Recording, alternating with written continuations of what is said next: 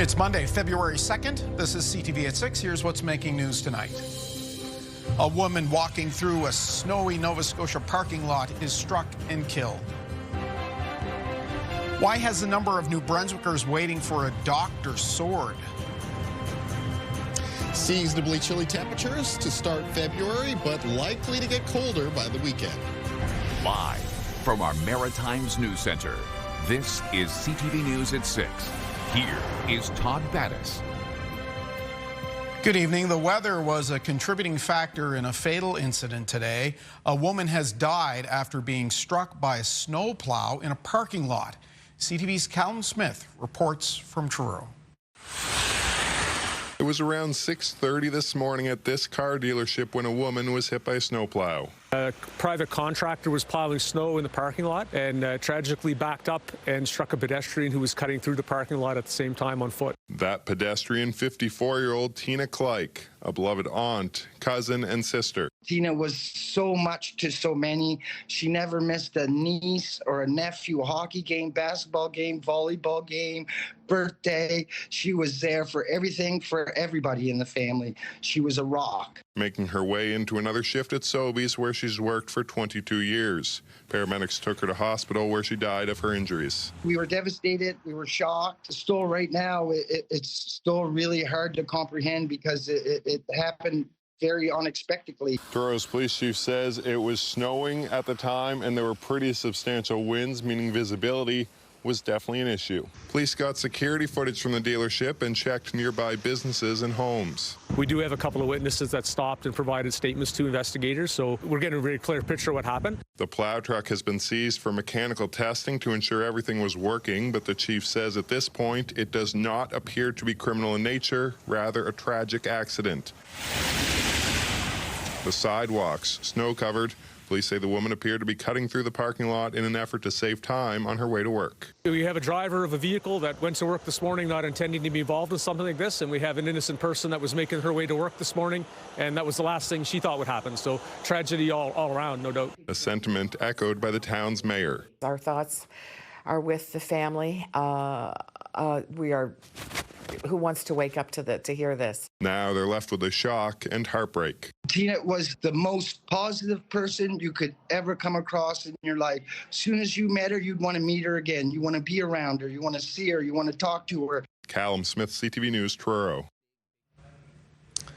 We're going to stay with the weather for a moment. Much of the Maritimes managed to avoid the worst of the latest nor'easter. Cape Breton, though, an exception. Folks are digging out after schools, business, and government offices were closed for the day. CTV's Ryan McDonald reports. Cape Bretoners woke up on this Groundhog Day under quite a bit of snow, and indeed it felt like deja vu after having just dug out from another winter storm exactly a week ago. It's crazy. I don't know where to put it. We get so much snow, it's like it's hard to shovel it, and it's hard on the back, hard on the knees. Harold McNeil of Sydney had been shoveling for hours when we showed up, and he still had more work to do. So it basically takes me a full day to shovel this out. Well, today is another storm, another stormy Monday. The head of Public Works for the Cape Breton Regional Municipality says this storm brought more snow than last week's did. On top of what was already on the ground, it has left plows working around the clock. We've had guys out pretty well all night just trying to keep main roads open for emergencies and so on, but now we're just starting to get into secondary roads at noontime. So we're going to be into this one till well into tomorrow for sure. So we know that there's a significant amount of traffic trying to get to Newfoundland, but unfortunately with the road conditions that we're seeing today, a lot of those companies are having some difficulty actually making it to our terminals. At the Newfoundland Ferry, they expect the weather will improve enough to resume sailings this evening, but it will take a while to clear the backlog of commercial vehicles with essential goods destined for the Rock. So we're hoping to see that snow stop, get the roads cleared, and then be able to resume normal operations. In Halifax, the storm wasn't as severe, but snow-covered highways still made things tricky during the morning commute. Back in Sydney, plenty of vehicles were getting stranded in driveways and in the middle of roads. If you don't have a four-wheel drive, you're probably going to get stuck somewhere today. As for any shovelers and snowblowers feeling stuck in a repeat of what they were doing this time last week, I hope we don't live it again next week. Let me just say that. And we are, as you can see here behind me, the snow has stopped now. It stopped falling a few hours ago. And you can kind of get an indication by the snowbanks here along Prince Street just how much snow has fallen in these past two storms. Now, on the drive down here, I had noticed that the roads were in much better shape than they were earlier today when I was out shooting. Primary roads you could get around pretty easily. A lot of people still out shoveling and snow blowing, though, and some people still buried pretty deep in their driveways. So when it comes to the individual homeowners, still quite a bit of work to do to recover from this latest winter wallop, Todd. Okay, and we'll hope that it's not a repeat in the next coming Mondays as well. Ryan McDonald in Sydney right now. Thank you for that. There's a live look at Halifax right now, the waterfront, where it's currently -2. Let's bring in Kaylin Mitchell for our first look at the forecast. And Kaylin, not a lot on the roads there in Halifax.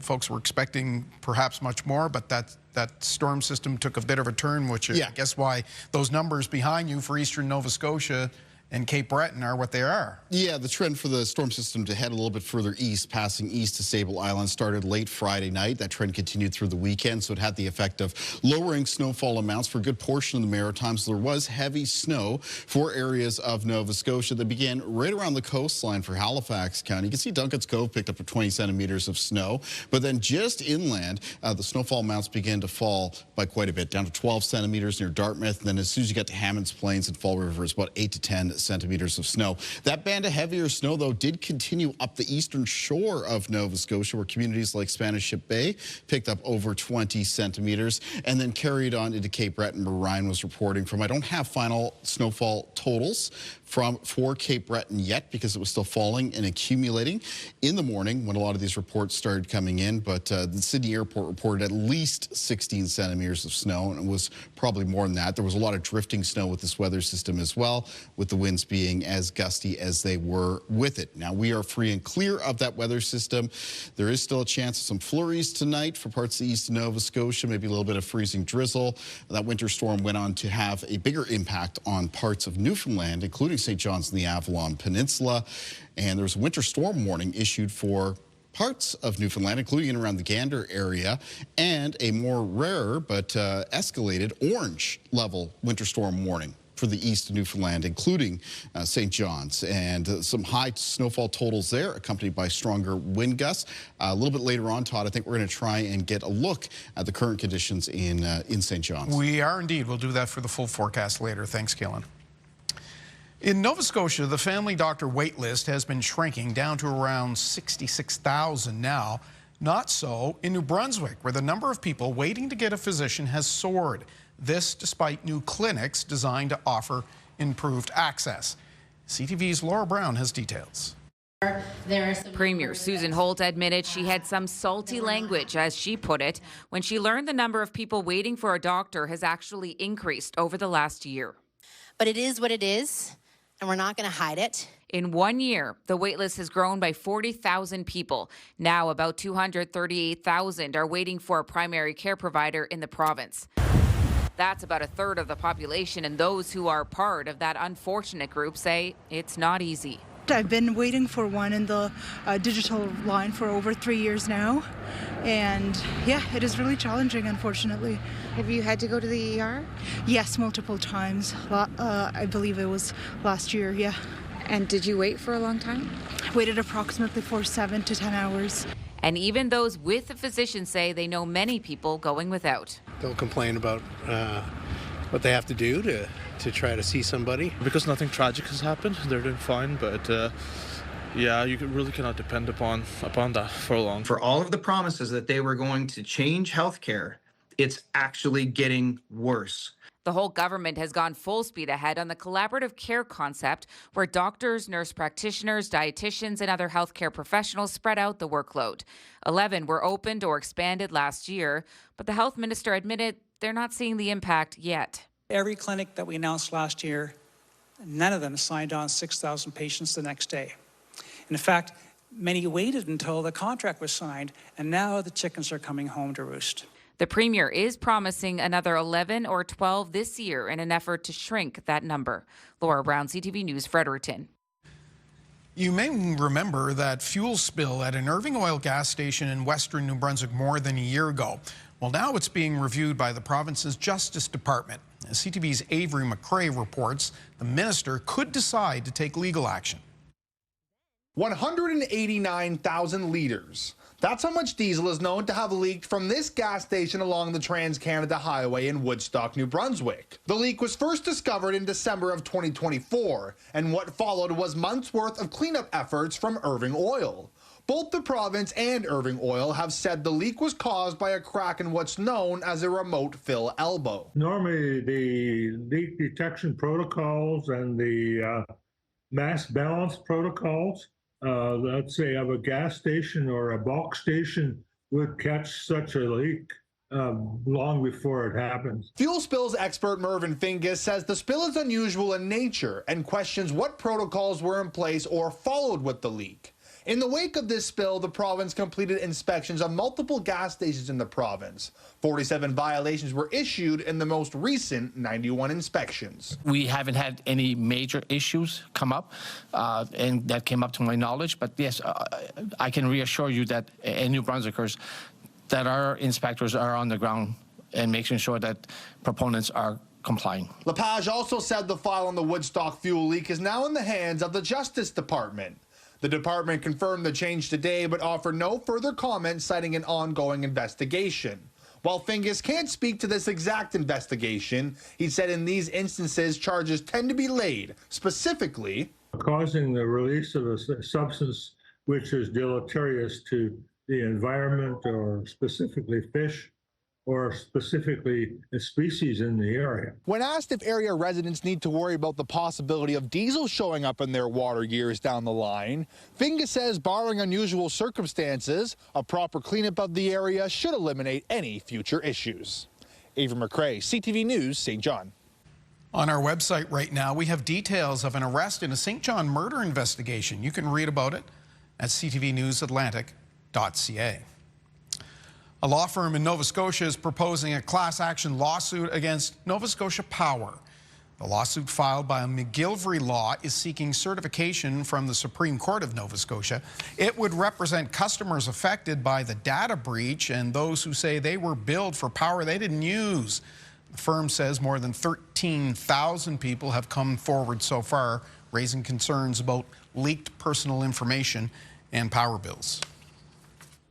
If a person owed Nova Scotia Power money at any other time, they would have been hit with interest charges. Functionally, that's something that we think Nova Scotia Power should do, even now, as a gesture of goodwill to its customers, to say, you know, if we have overestimated your bill and we have had more money than we should have taken from you, we believe that they should be paying interest on that. The law firm is seeking financial compensation and broader regulatory change. Chefs, owners and producers want to get you out the door and into Nova Scotia's restaurants, so they're offering deals to lure you in and boost the bottom line at a tough time. CTV's Jesse Thomas explains. Cold winter months can be slow for restaurants, fewer customers, tighter budgets, rising costs. It's why the Restaurant Association of Nova Scotia and 160 businesses are taking part in Dine Around that aims to get people dining out with specially priced menu deals for the month of February. So Valentine's, of course, that's a very busy time of day for restaurants. But other than that, January and February are just always the slowest time of year. The pressure on the restaurant industry is real, from food inflation to labor shortages to higher utility costs. It all adds up. At the Wooden Monkey in Dartmouth Dine Around, it's a welcome boost. Gets people out and come on, you're Canadian, it's February, you're hungry, you've been shoveling all day. I think it's time for you to come out for dinner. And the same goes for Port City Coffee at Alderney Landing, where they have 2 Dine Around deals aimed at driving up traffic. I think it's an extra bit of incentive for people to head out when it's particularly cold and not so nice to be out and around, right? The Restaurant Association says 41% of restaurants across the country are either losing money or just breaking even. Despite the challenges, the owner of the Wooden Monkey says last summer was one of their busiest yet, with more people choosing to stay closer to home and support local business. That local support, they hope, will carry through the winter. I think everybody's doing the stay vacation home, and they're eating in restaurants at home, and it's really got this wonderful Canadian feel. There's a charitable element, with some restaurants donating a portion of their Dine Around menu to feed Nova Scotia. Jesse Thomas, CTV News, Dartmouth. Get the Maritimes' top stories, breaking news alerts, and watch live. Download the CTV News app. As part of our weather coverage tonight, we thought we'd take a moment to reflect on another storm. This one exactly 50 years ago tonight. Many of you may remember it. CTV's Nick Moore looks back at the Groundhog Day Gale. We will get to that in a minute. Apparently we don't have it. Okay, so we'll go to our next story, where they raised the flag on Black History Month in New Brunswick today.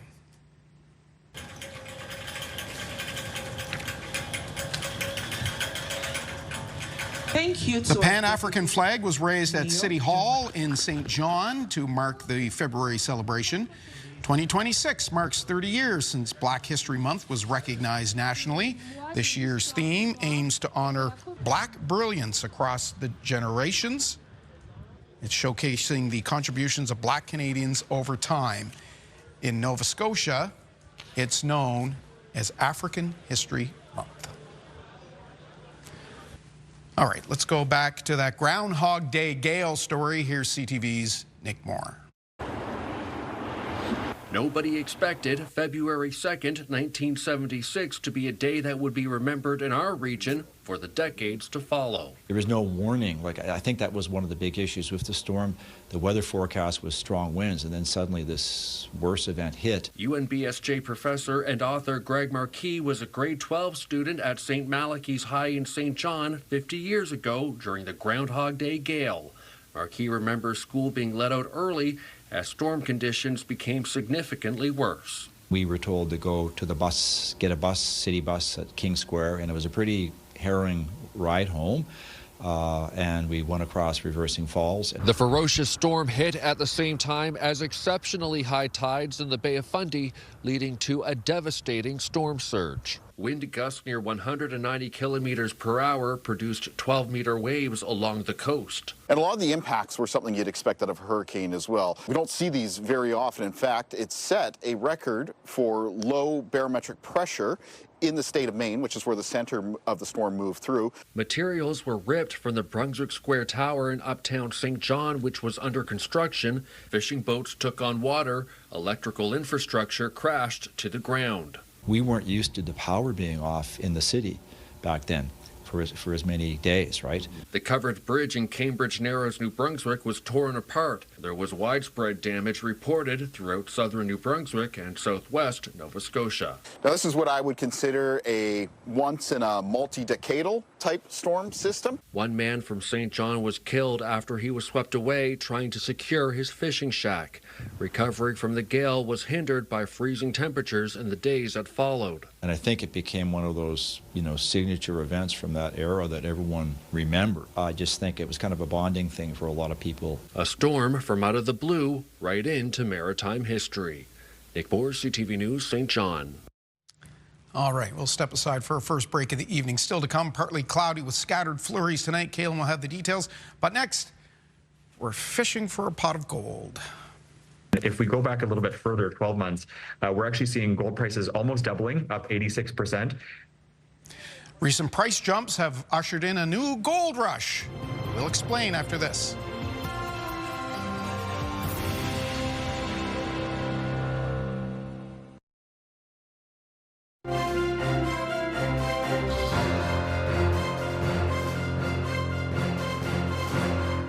Gold and silver prices have been soaring in recent weeks, and that has prompted a flurry of buying and sellers going through their jewelry boxes.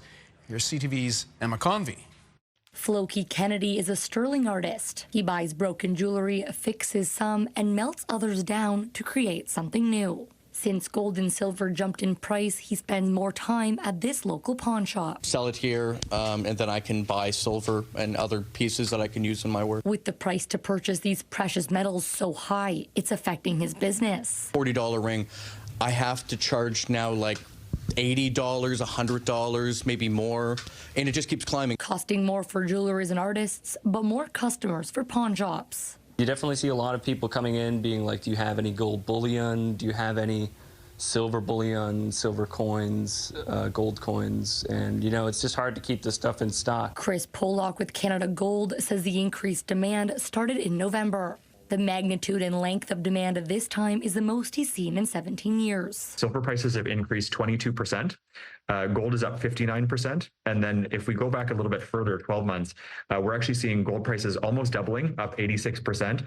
And silver has more than tripled. There are a number of factors driving the prices. A few. It's a great hedge against inflation.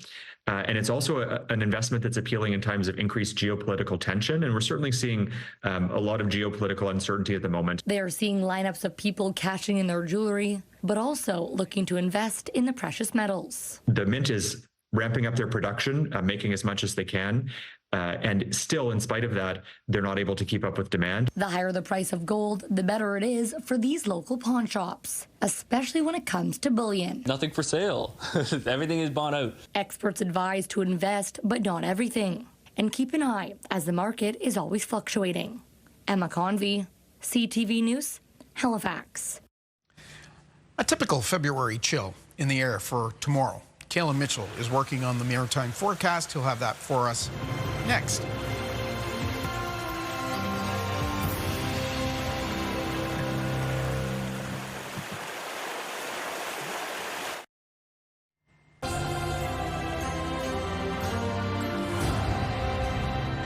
There's a shot of the harbor, part of downtown St. John's right now, courtesy our friends, our sister station, NTV, and, well, Caleb Mitchell. They got walloped. They got the snow that many folks in Nova Scotia thought they may be getting. Yeah, last checked, sitting over 30 centimeters at the airport, accompanied by much stronger wind gusts compared to what we experienced here in Nova Scotia. We've got a little bit of a weather saying, what hits the Maritimes hits Newfoundland. What misses the Maritimes hits Newfoundland. Yes. This one didn't quite miss the Maritimes. We do, of course, know that areas eastern Nova Scotia did pick up a significant amount of snow, moving up the eastern shore of the mainland, areas like Spanish Ship Bay and all the way up towards Canso, and of course Cape Breton that we took a look earlier. There's certainly some digging out that needs to be done there. Back to our forecast in a moment. Let's take a quick look at weather conditions across the country. We start out west. It's raining right now in Vancouver, Victoria, that's south coast of BC. Moving into Alberta, very mild temperatures at Calgary right now. It's obviously a Chinook situation going on there. They're sitting at 10 degrees, -7 at Regina, and then even colder at Winnipeg. Sunshine there right now, -18 up north. It's -6 at Whitehorse. Snow and -15 at Yellowknife, and clear and cold conditions at Iqaluit. Very cold, sitting at -28. In the Maritimes, -2 at Fredericton, -4 at Halifax, -3 at Charlottetown. And right now at St. John's, 0, still underneath the winter storm warning, still expecting an additional 5 to 10 centimeters of snow. Taking a look at our conditions here in the Maritimes for the remainder of the night, it remains mostly cloudy for Prince Edward Island and Nova Scotia. The highest chance of flurries and a little bit of freezing drizzle tonight will be in PEI and northern eastern areas of Nova Scotia, including the north shore of the mainland and Cape Breton, as that north wind continues off the Gulf of St. Lawrence. Start of the day for tomorrow, still mostly cloudy for PEI and Nova Scotia, but more of a fair weather mix of sun and cloud expected for New Brunswick on Tuesday. Now, taking a look at the snowfall outlook around the Maritimes, really the only spots that are going to be showing up with any sort of a noticeable amount is going to be around PEI, the north shore of Nova Scotia, and parts of Cape Breton, those areas that I just mentioned that have the higher chance of seeing some flurries tonight and a little bit of freezing drizzle in that north wind. Now, tomorrow's winds, they're going to be easing up a little bit. They'll still be out of the north during the day for Nova Scotia, for Prince Edward Island, but a little bit more variable in direction for the province of New Brunswick, and a little bit lighter there as well, sustained between 5 and 10 kilometers per hour. Now, New Brunswick will have colder temperatures for tonight, with a lot of communities seeing some temperatures fall into the range around -10 to -14. Down to around -4 tonight for Prince Edward Island. Most low temperatures for Nova Scotia between -2 and -5. Here's a look at our highs for tomorrow in the north of New Brunswick between -2 and -5. -2 there at Miramichi, and then -4 around Perth Andover, -5 at Grand Falls. Down through central and southern areas of New Brunswick, we've got -2 at Grand Manan and St. John for tomorrow. Same thing goes for Fredericton. -3 though for Moncton in the southeast. Communities in Prince Edward Island for tomorrow near -3 for O'Leary and Summerside and Cavendish, and then -2 at Charlottetown and St. Peter's Bay, -1 at Surrey. In Cape Breton tomorrow, high temperatures around -1 at Sydney, a little bit milder around St. Peter's as well as Port Hawkesbury, getting up to around +1. Same thing goes for Canso for the eastern shore of the mainland of Nova Scotia. On the north shore, though, most communities will have highs around -1, -2. In Cumberland and Colchester, Hants counties for tomorrow, most of the high temperatures between 0 and -2. It'll be near 0 for the city centers Halifax and Dartmouth, Upper Tantallon as well as Lunenburg. Maybe up to around +1 or +2 though for Bridgewater, near 0 for Yarmouth and the Annapolis Valley for tomorrow with high temperatures of around -1. Taking a look at our extended forecast, so chilly, but you'd expect a chill for February. Over the next couple of days, it does look like it's going to get colder, though, towards the end of the week. For New Brunswick, it's a mix of sun and cloud on both Thursday and Friday. Snow's possible at the start of the weekend on Saturday right now, followed by flurries for Sunday, and then a mix of sun and cloud for Monday. For Nova Scotia in the forecast, it's basically a chance of flurries over the next set of days, Tuesday, Wednesday, Thursday. Friday, looking mostly cloudy. Snow possible at the start of the weekend on Saturday, and then some flurries expected on both Sunday and Monday, colder temperatures. And for Prince Edward Island in the forecast, we have a chance of flurries over the next couple of days. A mix of sun and cloud in the forecast for Friday, temperatures getting colder into the weekend. Snow possible on Saturday, Todd, and then flurries for Sunday and Monday. All right, thank you. We'll see you for the wake up at the end of the show. Next, could a tunnel from PEI to Nova Scotia ever be built? A candidate who wants to be the island's premier hopes so. We'll discuss that next.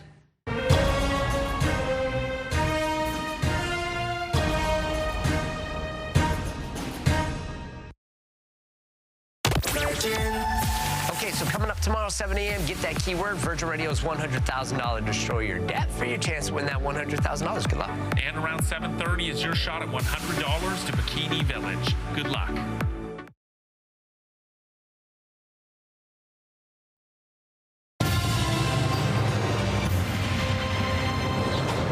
Welcome back on this Monday evening. Pierre Poilievre sailed through his Conservative leadership review on the weekend, and Progressive Conservatives on PEI are hearing from the two candidates who want to lead that party. Don Deserud is a professor of political science at the University of Prince Edward Island, and he joins us from North River. And Don, did you guys escape the bad weather? We did. We were all expecting another storm like we had this time last week, but all we have is wind, and it's bitter. Yeah. But we didn't get the snow this time. All right, good for you. As I mentioned, Pierre Poilievre got a resounding thumbs up. What, 87% of delegates approving him to take on the next election, whenever that is. In his speech, he really seemed to drill down a lot on the threat of separatism in the country. Yeah, this is a resounding victory. Everybody's saying that, but I think it's true, and it's a huge thing for Poilievre. We all know the story. It seems to be one problem after another.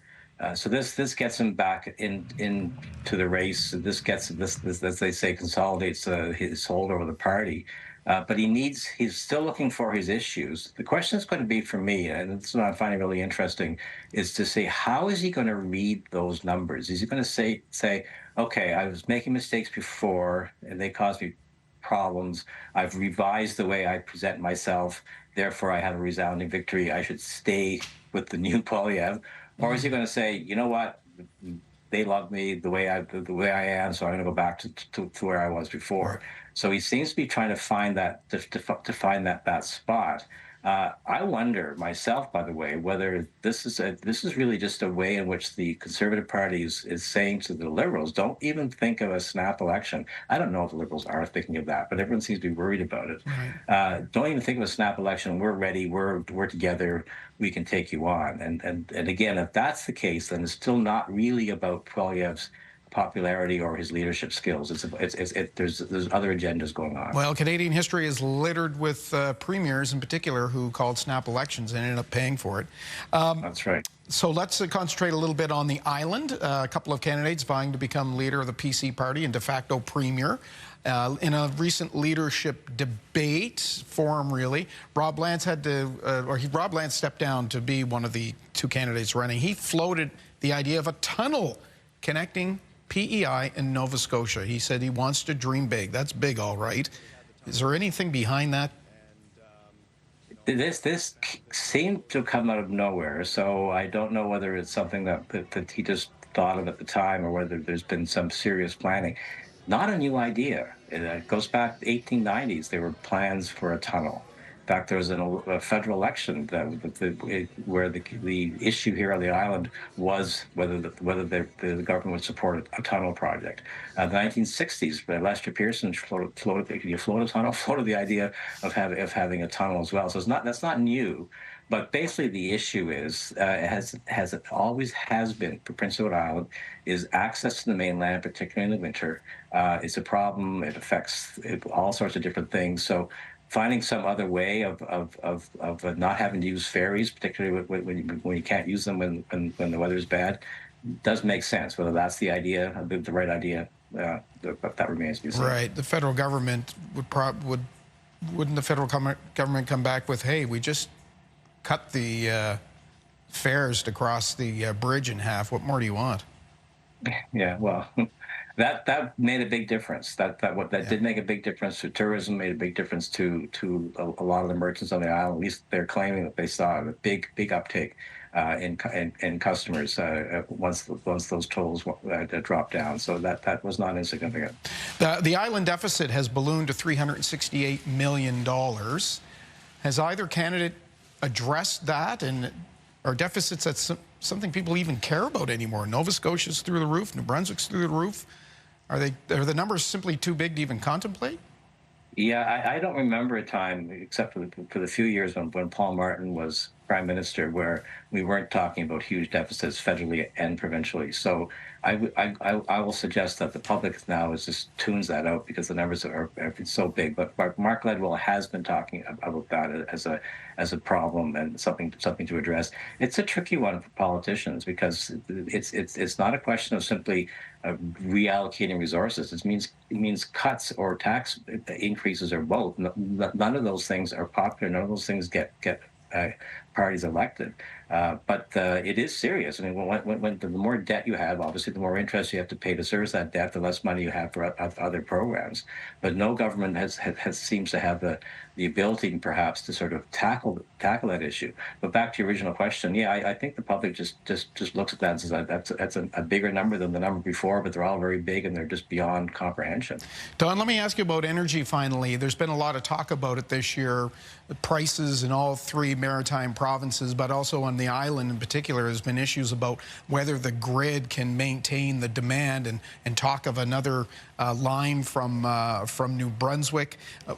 Where does that stand, and how did we get to this? Yeah, again, this has been an ongoing issue. It's aging infrastructure. We're still using 19th century technology with wires on poles and these sort of things.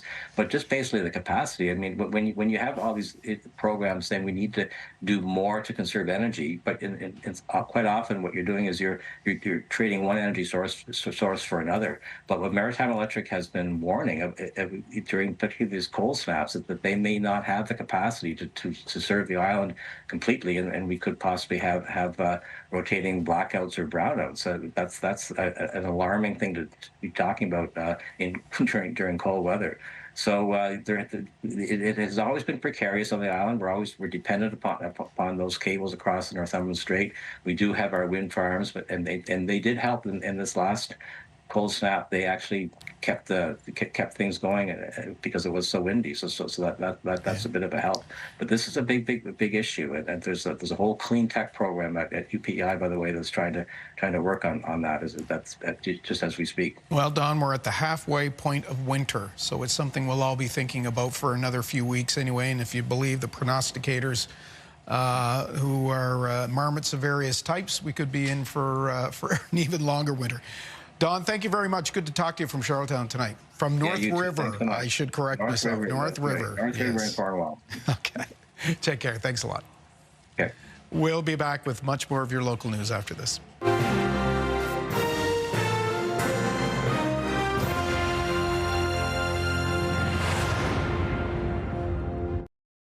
February is Black History Month, recognizing Portia White, Portia White was a trailblazing operatic singer from Nova Scotia whose extraordinary talent earned national and international acclaim in the 1940s. She broke racial barriers in classical music and became one of Canada's most celebrated vocalists. In health headlines, we look at the impact all this winter weather can have on seniors. CTV's Amanda Debison has more in the Monday edition of The Lifeline. Doctors say older adults are among the most vulnerable to Canada's freezing temperatures and often impassable snow-covered sidewalks. Geriatric specialist Dr. Richard Norman with the University Health Network in Toronto says physiological changes as we age can make seniors more susceptible to cold, and some chronic conditions and medications can make them less able to adapt. Dr. Norman also warns that when older adults are cooped up inside and others can't get to them due to weather conditions, they can feel socially isolated. In Ontario, calls to the Toronto Seniors Helpline have surged as extreme cold and heavy snow leave older adults facing isolation, mobility barriers, and problems such as a lack of heat.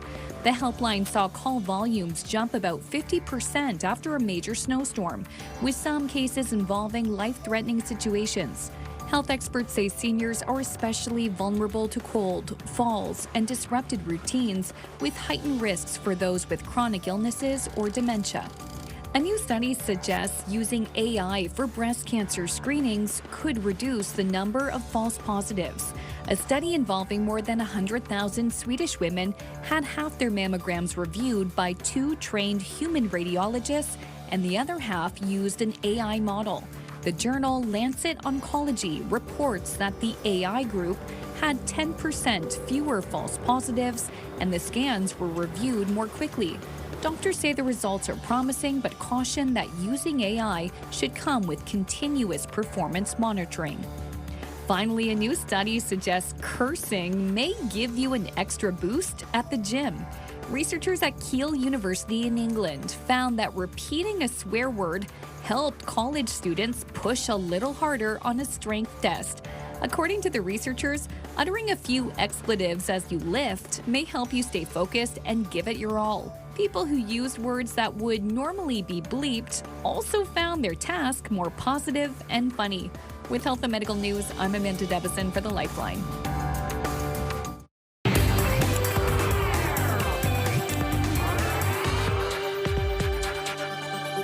Katie Kelly's off tonight, but we still have entertainment news. Over the weekend, Halifax was one of only 11 North American cities to offer in-person auditions for Canada's National Ballet School. As CTV's Vanessa Wright shows us, young maritime dancers jumped at the chance to get one step closer to their dreams. Inside this ballet studio, the dreams of young dancers. They're hoping to score a spot in one of the world's most prestigious ballet training programs at Canada's National Ballet School in Toronto. A bit nervous, but also very excited. It's my 3rd time auditioning, and I don't know, I feel like I've worked very hard over the past few months. Halifax is one of only 11 North American cities hosting in-person auditions for the school. Jumping on the rare opportunity, local dancers showed up bright and early Saturday for the first round of auditions. Well, it is a great opportunity for the dancers to have the experience how it's going to be the training in Canada's National Ballet School, a full-time program, and that gives a little bit of sample of it today. Of course, it's not exactly the same because time is limited and just a one day, but to give them a chance to explore doing some of the movements. Giving students a chance to show their talent, passion, and joy for dance. And then they will be invited, if we think that it's a right fit to our program, to the 2nd stage, which happens in July. It's a dream 12-year-old Halifax student Danica Guest hopes to achieve. Her older sister is currently training at the school. I was really excited because it's a great opportunity to learn new things, and I really wanted to see my sister more often. The hope for today is daughter number 2 getting in. Just a glimpse of how dedicated these dancers are. 13-year-old Mackenzie Snow traveled from New Brunswick for Saturday's audition. I think it's fantastic that she wants to put herself out there and take a class with different teachers and with different kids in a different city. In hopes it will be just the start of a lifelong dream. Vanessa Wright, CTV News, Halifax. And good luck to them. Here's what's on CTV tonight.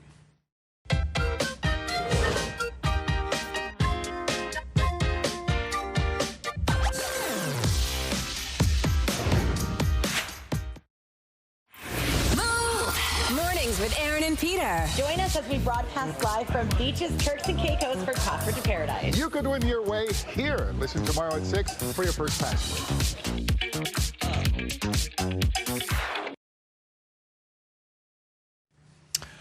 On the markets, the Dow opened the trading week up 515 points. Precious metal stocks crashed last week. Let's find out if they recovered.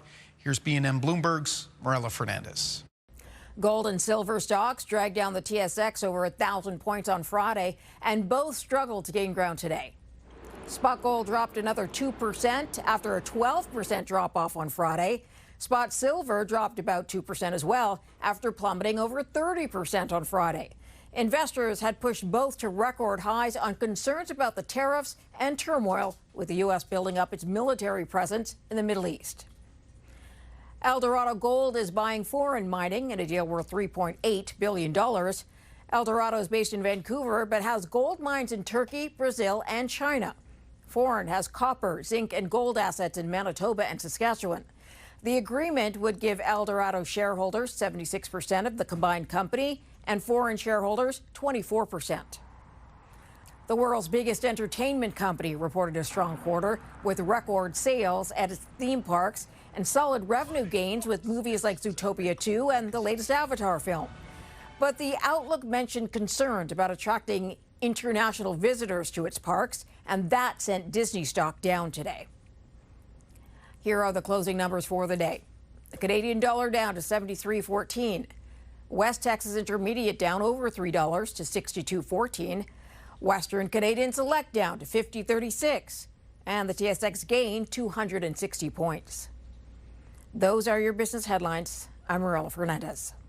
Thank you, Marilla. Let's go outside. There's Kayla Mitchell with one last look at the forecast. Yeah, it's a cold and gusty evening out here in the weather deck on this February night. Let's take a look at a viewer picture for tonight. And this is a nice shot coming in from a very snowy Sydney in Cape Breton, Nova Scotia. Today, this is sent in from Melanie Bonnell.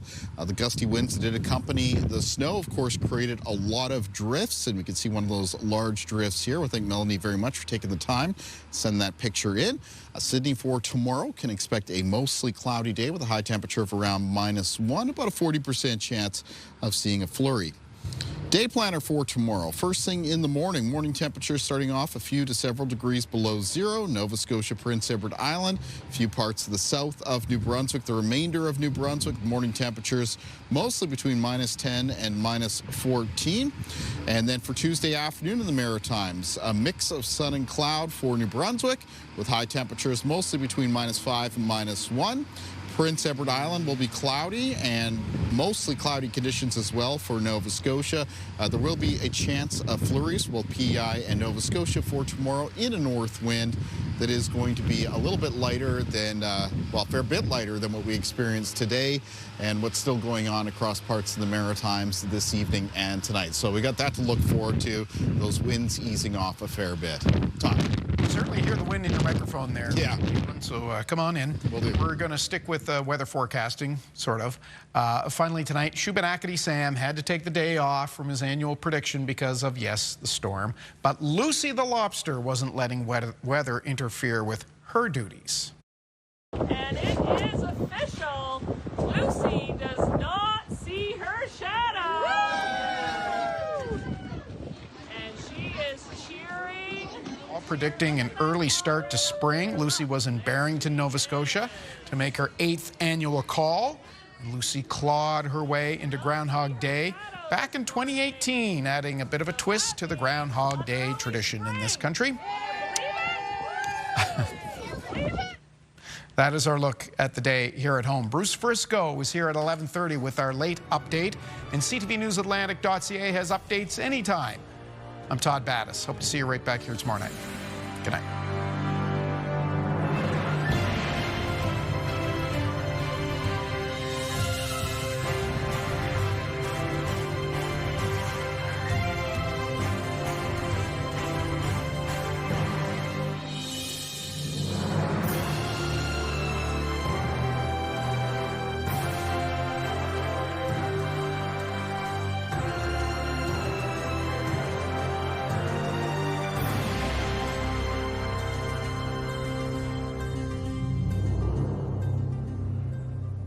CTV News, the Maritimes' #1 newscast. Watch live on Crave.